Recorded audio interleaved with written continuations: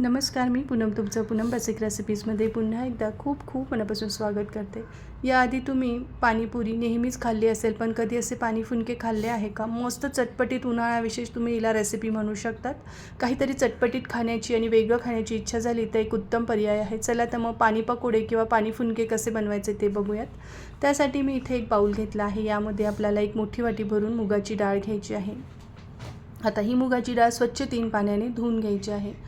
डाळ धुतली गेली की यामध्ये पुरेसं पाणी टाकायचं आणि 3-4 तासासाठी तरी कमीत कमी ही डाळ पाण्यामध्ये भिजवत ठेवायची, म्हणजे ती व्यवस्थित मऊसूत भिजते. डाळ भिजली गेली की मग आपण ही पाण्यातून काढणार आहोत. तोपर्यंत आपण काय करूयात, पाण्याची तयारी करूयात. चटपटीत असं पाणीपुरीच्या फ्लेवरचं पाणी बनवायचं आहे. त्यासाठी 1 कप भरून मी इथे काड्यांसकट स्वच्छ धुतलेली कोथिंबीर, अर्धा कप इथे पुदिन्याची पानं घेतलेली आहे. त्यानंतर 3 लसणीच्या पाकळ्या, 1 इंच आल्याचा तुकडा घेतला आहे. 1 चमचा आपल्याला यामध्ये भाजलेल्या जिऱ्याची पावडर, 1 चमचा आपल्याला यामध्ये काळं मीठ घ्यायचं आहे आणि 1 चमचा रेग्युलर मीठ घ्यायचं आहे, किंवा मीठ तुम्ही तुमच्या आवडीनुसार कमी अधिक करू शकतात. 1 चमचा यामध्ये चाट मसाला घ्यायचा आहे. आता या पेस्टचा हिरवागार रंग टिकून राहण्यासाठी यामध्ये थोडेसे बर्फाचे क्यूब किंवा थंडगार असं पाणी टाकून आपल्याला याची बारीक पेस्ट तयार करायची आहे. यामध्ये पुदिना असल्यामुळे ही पेस्ट आहे ना आपली लवकर काळी पडते आणि मग पाण्याला छान हिरवागार रंग येत नाही. त्यामुळे बर्फाचा किंवा थंड पाण्याचा शक्यतो पेस्ट करताना वापर करा. तुम्ही चटणीचा रंग बघू शकता का, मस्त तयार झालेला आहे.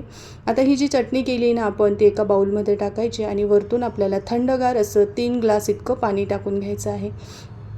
आता यामध्ये अर्धा कप इतकं चिंचेचं पाणी टाकलं आहे. साधारण 30 ते 35 ग्रॅम चिंच मी पाण्यात भिजत घालून ते पाणी यामध्ये टाकलेलं आहे.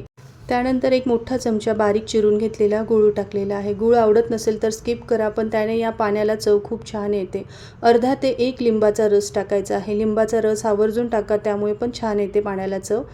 आता हे छान व्यवस्थित मिक्स करून घ्यायचं आहे पाणी आणि फ्रीजमध्ये आता आपण हे थंड होण्यासाठी ठेवून देऊयात. एकीकडे आपली डाळसुद्धा व्यवस्थित भिजलेली आहे. आता ही पूर्णपणे आपल्याला निथळवून घ्यायची आहे चाळणीमध्ये. तोपर्यंत तुम्हाला एक निवेदन आहे, तुम्ही अजून माझ्या चॅनलला सबस्क्राईब केलं नसेल तर नक्की सबस्क्राईब करा आणि बेल आयकॉनवर क्लिक करा. सबस्क्राईब करणं पूर्णपणे फ्री आहे, तर नक्की माझ्या चॅनलला सबस्क्राईब करा आणि तुम्ही माझे हे व्हिडिओ तुमच्या मित्रमैत्रिणींसोबतसुद्धा शेअर करू शकतात. या ठिकाणी बघा, डाळ मी चाळणीमध्ये काढून घेतलेली आहे. आता डाळीचं मात्र पूर्ण पाणी निथळून घेणं गरजेचं आहे. डाळ पूर्णपणे निथळली की मीडियम साईजच्या मिक्सरच्या भांड्यामध्ये ही सर्व डाळ आपल्याला टाकून घ्यायची आहे. बरं, या ठिकाणी मी मुगाच्या डाळीचे हे पकोडे किंवा ह्या भज्या बनवणार आहेत. हवं तर तुम्ही बेसन पिठाचा म्हणजे चणा डाळीच्या पिठाचाही वापर करू शकतात.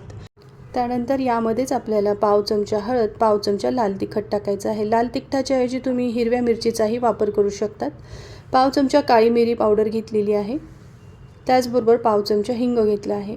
वाटलं तर थोडंसं पाणी टाकून घट्टसर आपल्याला हे पीठ तयार करून घ्यायचं आहे. एक लक्षात असू द्या, खूप पातळ ठेवू नका. कमीत कमी पाण्याचा वापर करून आपल्याला हे मिक्सरवर फिरवून बारीक याची पेस्ट तयार करायची आहे. आता बाउलमध्ये काढून घ्यायचं हे मिश्रण डाळीचं. चवीनुसार मीठ टाकायचं आहे.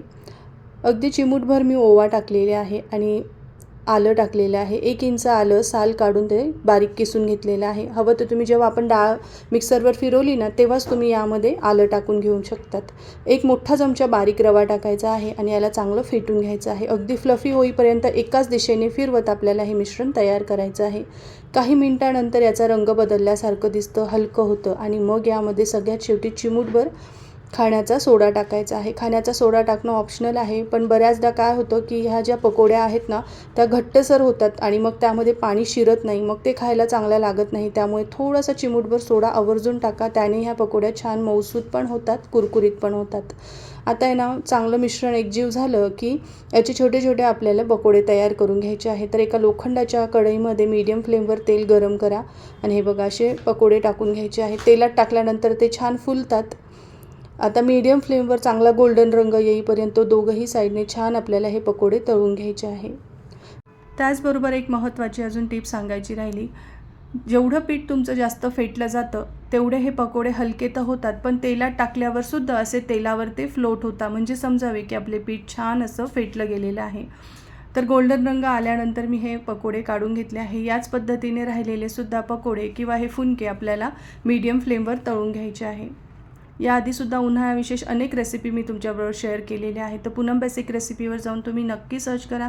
जसं की मठ्ठा वडे कसे बनवायचे हे मी आपल्या चॅनलवर दाखवलं आहे. तर पूनम बेसिक रेसिपीवर जाऊन तुम्ही नक्की मठ्ठा वडे सर्च करा.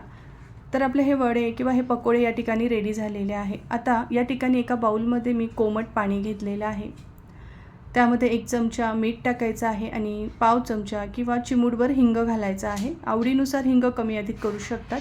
याला छान मिक्स करून घ्यायचं आहे आणि या कोमट पाण्यामध्ये जे आपण फुनके किंवा हे पकोडे केले आहे ना, ते काही वेळासाठी असे पाण्यातच ठेवायचे. म्हणजे यामध्ये पाणी शिरतं आणि हे पकोडे छान मऊसूत होतात. काही वेळानंतर बघा यामध्ये पाणी शिरलेलं आहे छान. जसे दहीवड्याचे आपण वडे पाण्यामध्ये सोक करतो ना, तसेच हे वडेसुद्धा सोक करून घ्यायचे आहे. आता फ्रीजमधून मी हे चटपटीत असं पाणी काढून घेतलेलं आहे. यामध्ये आता थोडासा बर्फ टाकायचा आहे. बर्फ टाकल्यामुळे थंडगार हे पाणी पकोडे खायला खूप छान लागतात. आता पाण्यामधून काढून हलक्या हाताने या वड्यांमधलं पाणी काढून ह्या चटपटीत पाण्यामध्ये टाकायचं. थोडीशी पुदिन्याची पानं, कोथिंबीर टाकायची आहे आणि थोडा कांदा टाकायचा आहे. हवं तर तुम्ही रेड चिली फ्लेक्ससुद्धा यामध्ये ॲड करू शकतात, पण मी स्किप केली कारण माझ्या घरी लहान मुलं खाणारी असल्यामुळे मी रेड चिली फ्लेक्स टाकली नाही आहे. पण तुम्हाला आवडत असेल तर आवर्जून यामध्ये टाका आणि थोडीशी खारी बुंदीसुद्धा टाकायची. जर असे पकोडे उरले असतील तर तुम्ही हे फ्रीजमध्ये स्टोअर करून ठेवू शकतात. 8-1 दिवस बिलकुल खराब होत नाही. हवे तेव्हा तुम्ही यापासून पाणी फुनके किंवा पाणी पकोडे तयार करू शकतात. तुम्हीसुद्धा करून बघा आणि रेसिपी कशी वाटली कमेंट करून नक्की सांगा. माझा व्हिडिओ पाहिल्याबद्दल धन्यवाद.